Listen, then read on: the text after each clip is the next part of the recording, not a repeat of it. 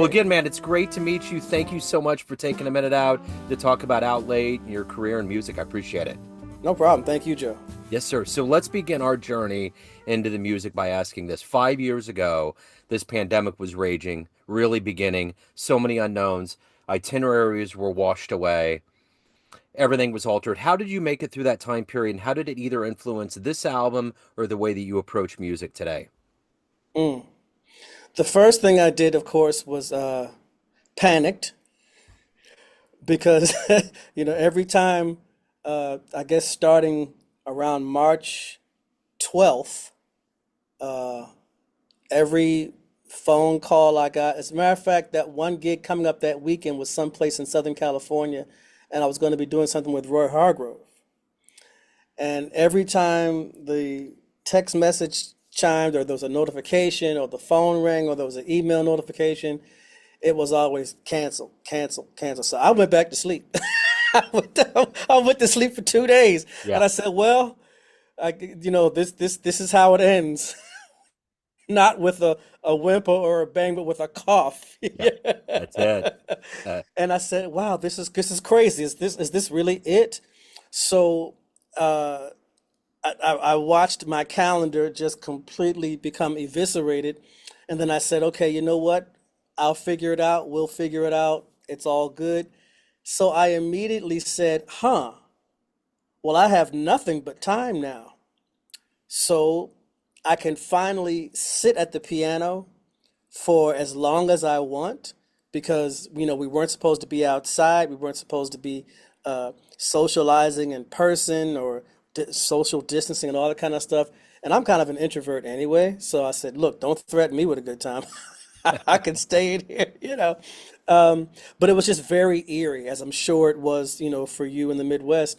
It was very eerie just looking out on the street, and there was just a ghost town in a place like Los Angeles, yeah. a ghost town, tumbleweeds. But the first thing that well, the second thing that I did after I got myself together was I got to that piano, and I was able to spend hour after hour just practicing and playing for my own enjoyment, which, cards on the table, is pretty much what jazz musicians do anyway.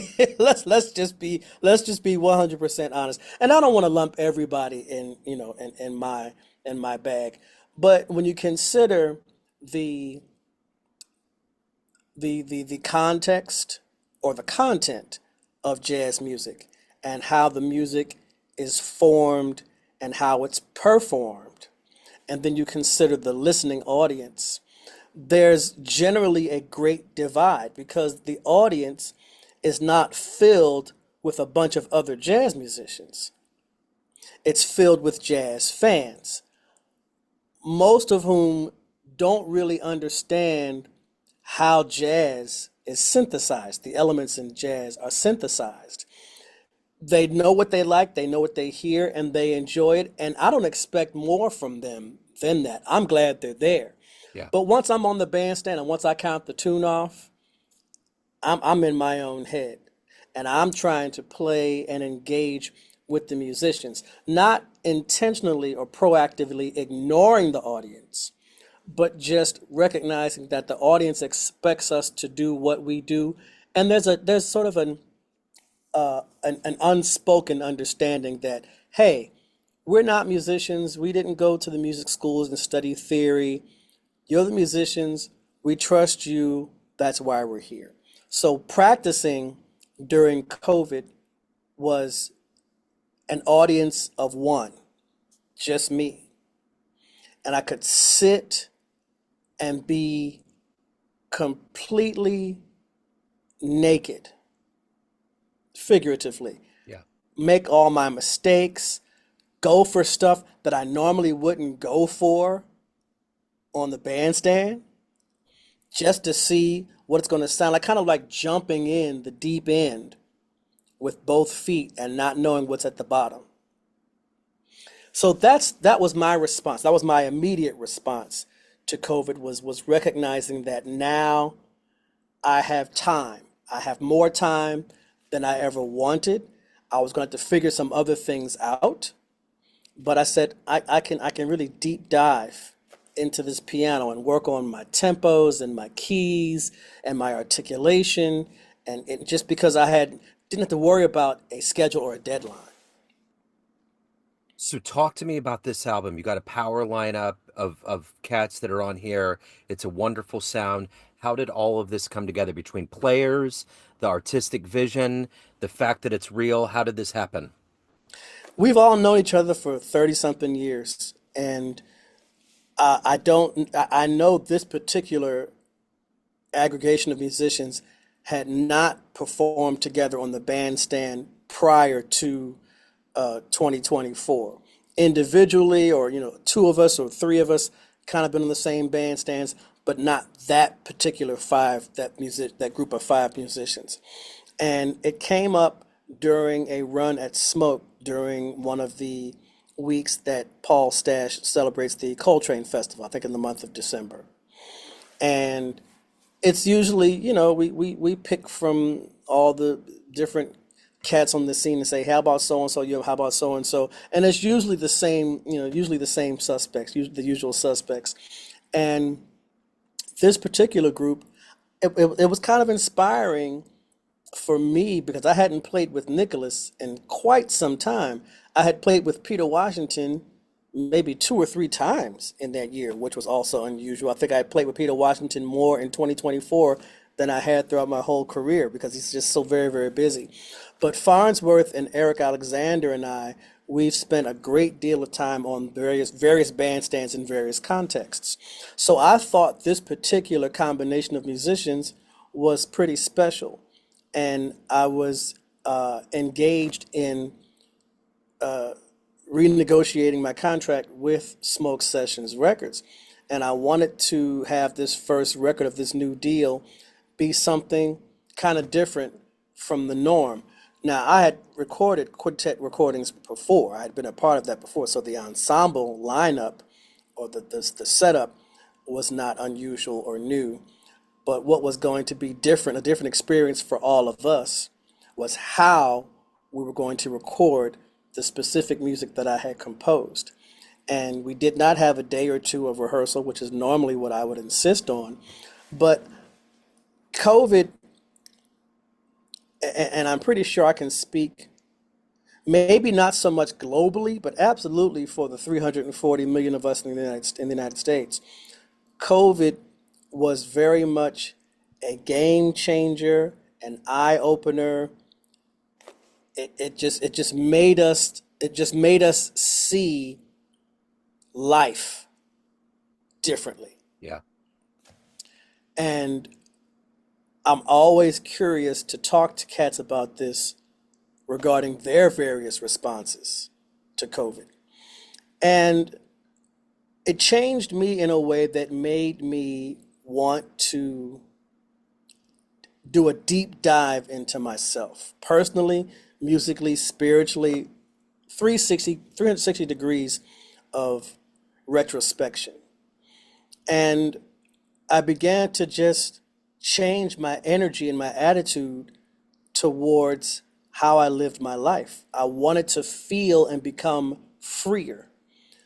Right in the middle of COVID, at the height of COVID, I moved to Tennessee. Not a move to New York or Atlanta or Chicago or Paris or Rome, Tennessee, the Bible Belt, a small town, Knoxville. I had never lived in anything but big cities. Born in Philadelphia, moved to Los Angeles, lived in New York, back to Los Angeles, and I'm going to a small town. In my 20s, I would never. But I hit 50, and after a bunch of lived experiences, it seemed like the appropriate thing for me to do. And also in Tennessee, I felt a sense of anonymity. I said, nobody knows me here. I think I can just go ahead and be myself, the person that I've always known that I was, and live the life that I want to live. And so a few months after I moved and I kind of scoped out the landscape, I began to live more openly, more authentically in my sexuality, in my queerness, in my bisexuality, in the South, in the Bible Belt, but also embracing this new chapter in academia. The way these students inspired me and opened me up and accepted me and validated me was beyond what I had ever anticipated, Joe. It was really just a beautiful thing. And they say when you teach, you learn twice. Boy, was this true. I mean, I fell in love with these students because they were so enthusiastic and they were so eager and so accepting. I love this generation. I truly, truly do. And I feel for them because they've inherited a shit show.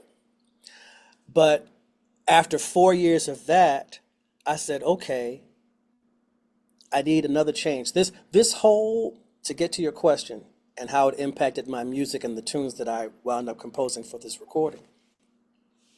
This whole past 5 years has been sort of a rebirth. And they say you can't go home again, you can't catch up, you can't catch lost years, you can't catch up on lost time.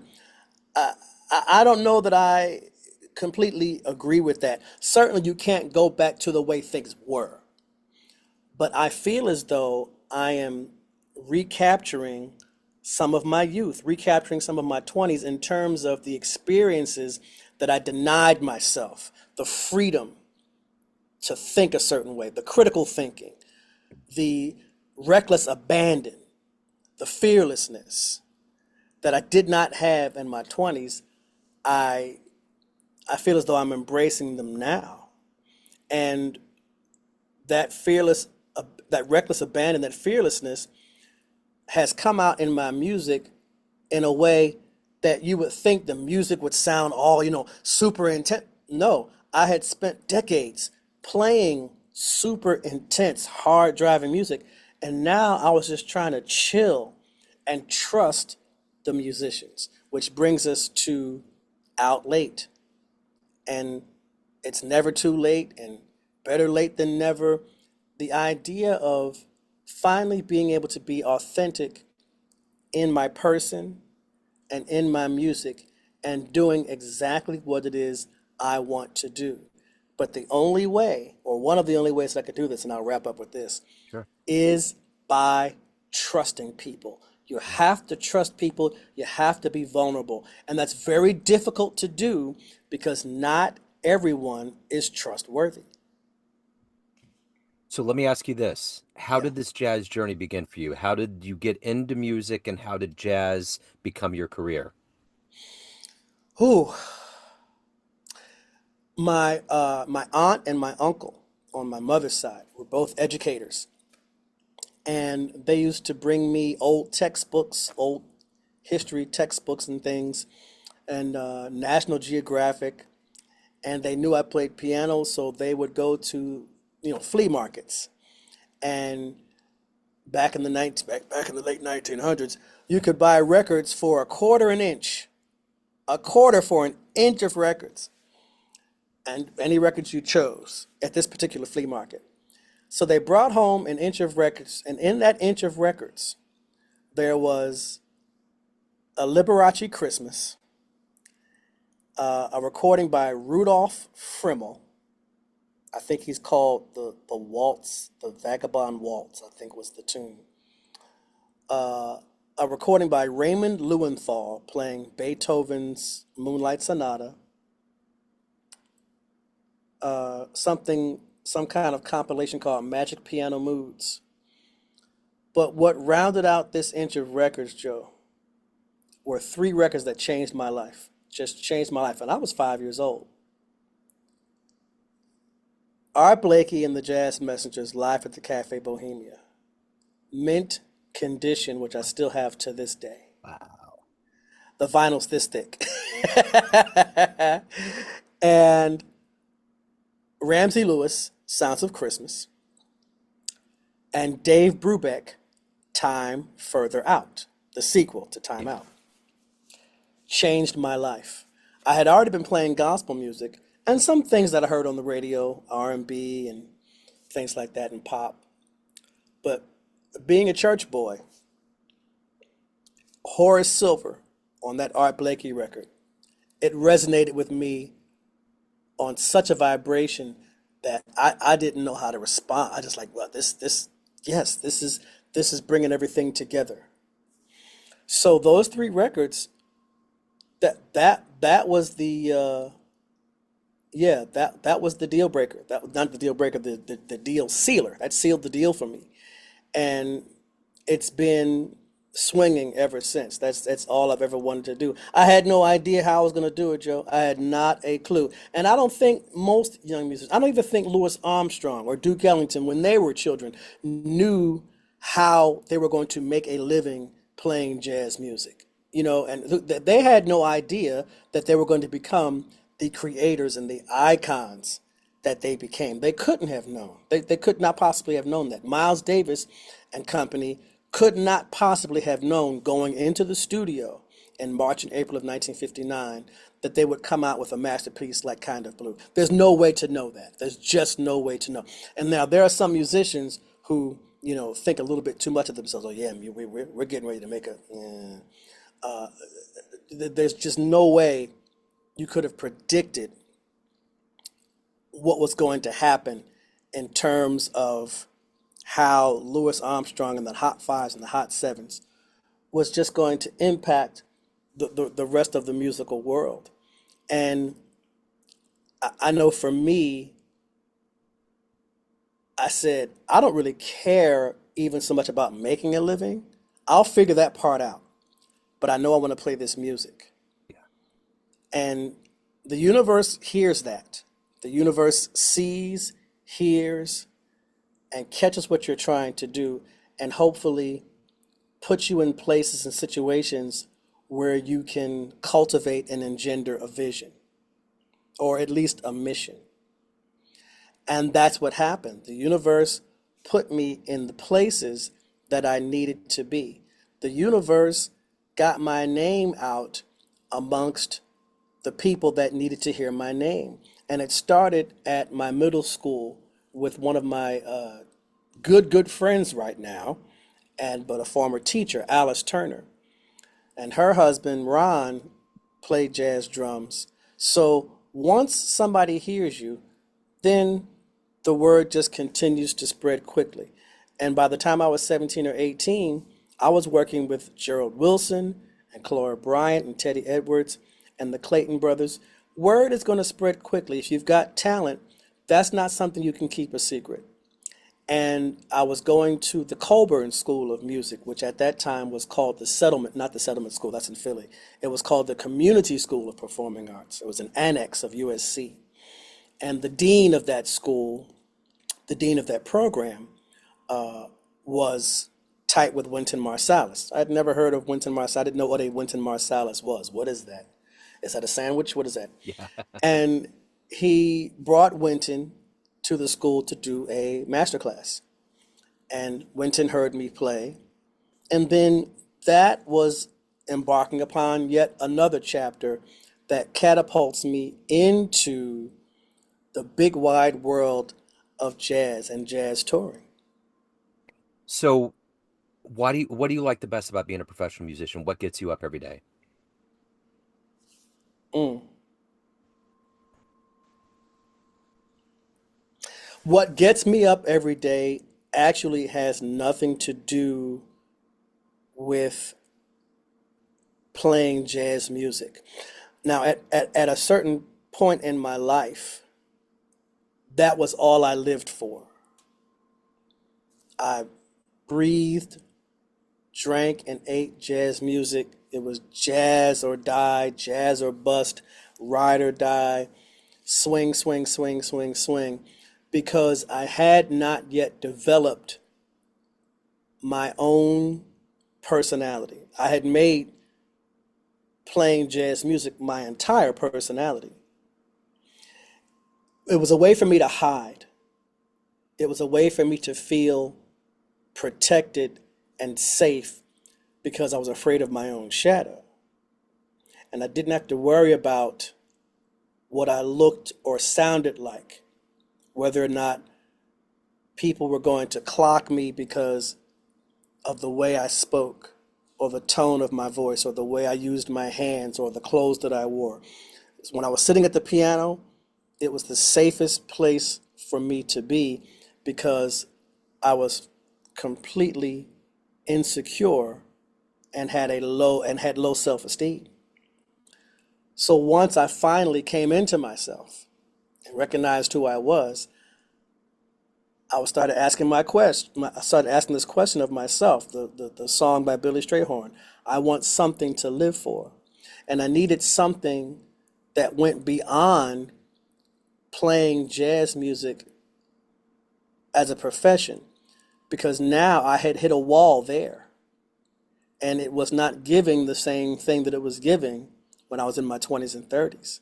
I now found myself at this fork in the road, in this personal crisis of, I don't get the same feeling from this that I used to get. What do I have now? Because I'm very seriously considering quitting. So now what gets me up in the morning is the fact that I made it through the night. I wake up and I see light outside, and I'm like, huh, okay.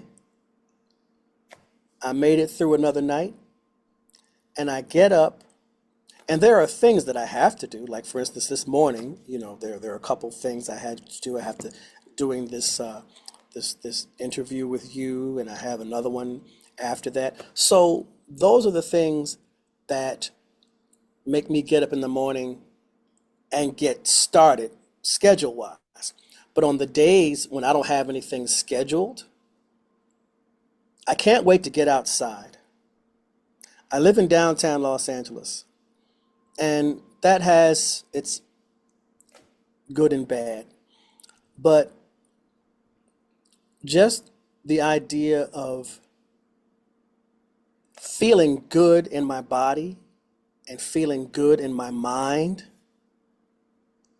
and being able to go out and interact and embrace the world, embrace nature. What experience am I going to have today? What's going to happen when I turn this corner? What building am I going to see? What foolishness am I going to see? Am I going to see this beautiful piece of architecture that is the downtown branch of the Los Angeles Public Library? Am I going to see a homeless person smoking crack? I'm going to see all kinds of stuff. And I look forward to that. I look forward to the day, whatever that day is. I look forward to talking to my mom, who is almost 90 and has beat cancer twice. Oh, I look forward to the workshops that I do on a weekly basis at the World Stage in Leimert Park.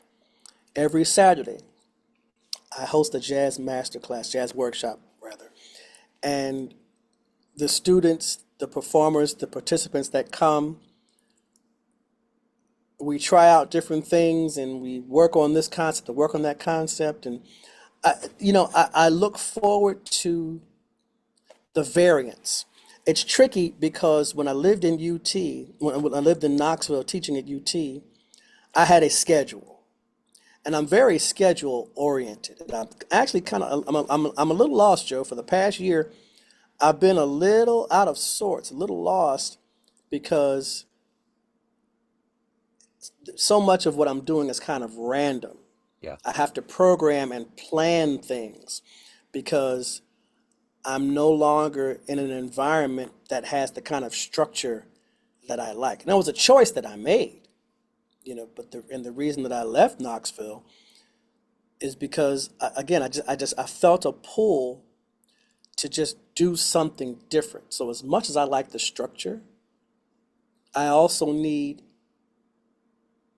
a balance or a contrast even to that. So right now, every day is spent trying to figure out, okay, I can go practice for a while. I know I have to go work here. I got a gig here. these things. But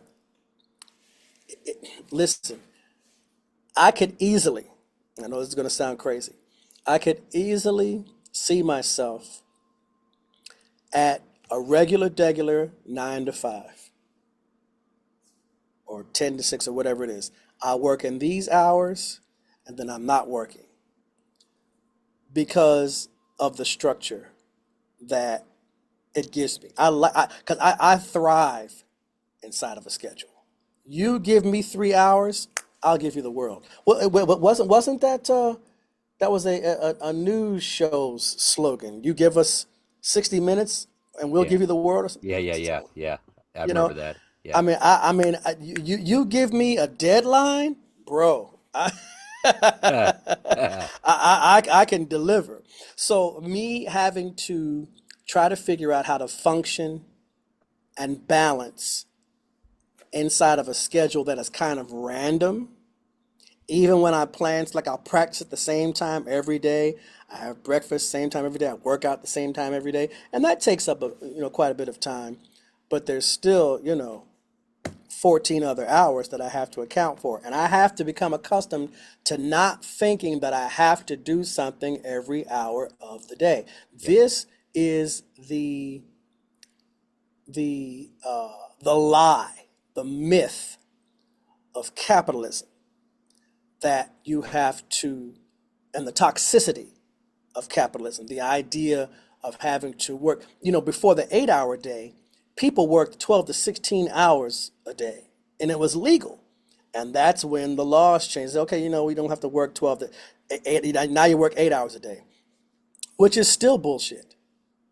We're not designed for that kind of structure or that kind of society where people are working and laboring for that many hours a day with no significant pause. Yeah. There's no work-life balance.